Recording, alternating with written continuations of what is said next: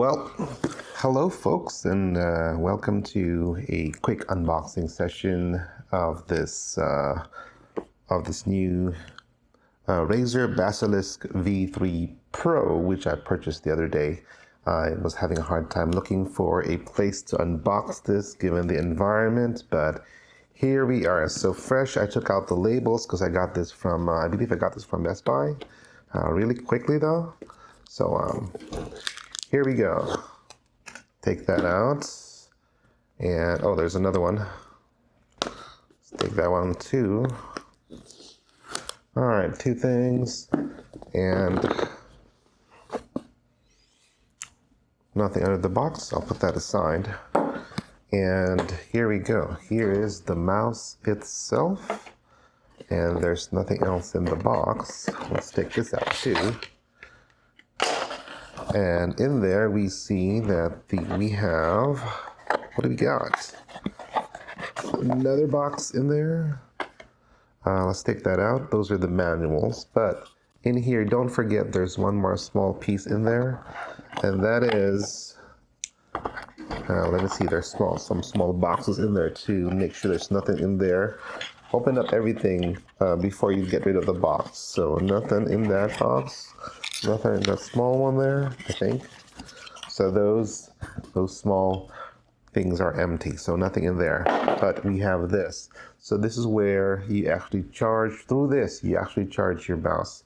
This has a USB-C in there, and this is actually your, that's your 2.4 gigahertz Basilisk. Well, this is actually the, I think the Hyper Wi-Fi for the new one that Razer has put out. So that's going to be different. So let's see. Let's get this out of the way. This should be your manuals, but it should also be the other cables. So within there, nothing there. Here is your Basilisk V3 Pro manual. It's all in nice black, pretty interesting. I'm not interested. And here is this nice cable. So what I could say immediately from this cable, what is that weird? You see that? Why is it like that? Looks, it's twisted. But anyway, the difference between this cable and the Basilisk Ultra, the previous version, which I also have, is that this cable here feels a lot softer or malleable, I would say, more like string. That's definitely better. Again, this is with USB-A. This is your standard USB cable. This is USB-C towards the end. It's a Razer branded too. See that? This is what plugs in here. There we go. And then you plug this in your standard PC port. Now, the issue is, obviously, if you're using this in a laptop, is that most laptops, like if you're using a MacBook, for example, or the most modern laptops, it is USB to USB-C. So this is not what I need. I actually need a USB-C on the other end. Now, let's take a look at the mouse itself. So in terms of the mouse, the difference between this and the previous the previous Razer Basilisk is that, and in terms of your clickiness, it's pretty much the same, I would say. All your familiar buttons here, your DPI resolution changes and all that stuff. Profile changes here, put that closer. And then your choice of connectivity. So I guess this is one thing that the Ultra Collection didn't have, is that you can actually choose between through this selector button, Bluetooth off and 2.4 gigahertz. Obviously, you use Bluetooth without needing that dongle over there. I'm sorry, that adapter. And 2.4 is if you want to use that.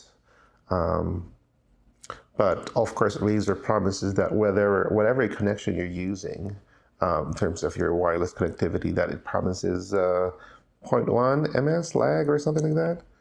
So this bottom part here is for your puck charger, or you can mount it on the optional. Both of them are actually optional. What is that? A dock charger. I don't have either of those. And when I got this, actually, I thought it would come with a puck charger. Now, I was shopping for the puck charger and I couldn't find that available from Best Buy. You can probably buy it somewhere or straight from Razer. What was available was the docking charger, which would have the mouse sit on top of something like a blocky device and a stand, and then you would put it on top, which is not my preference. I like to keep my mouse just on the mouse pad, or the huge mouse pad which I'm using right now. Right, so I don't have it plugged in right now. So in terms of colors, it promises the same as the other RGB Basilisks, but let's get it plugged in a second and compare them side by side. Now, there is the cable here towards this. It doesn't come with an extra cable.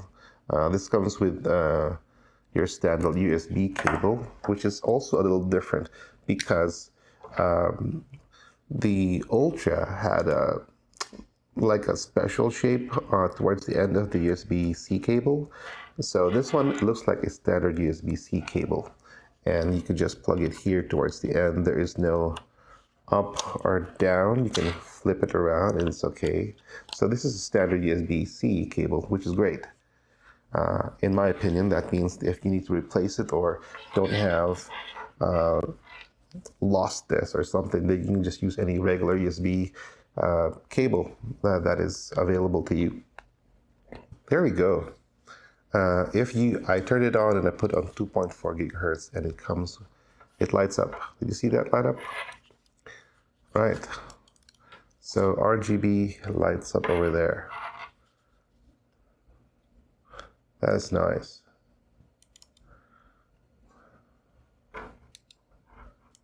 So all I did was just do a few clicks and it basically cycles through the RGB.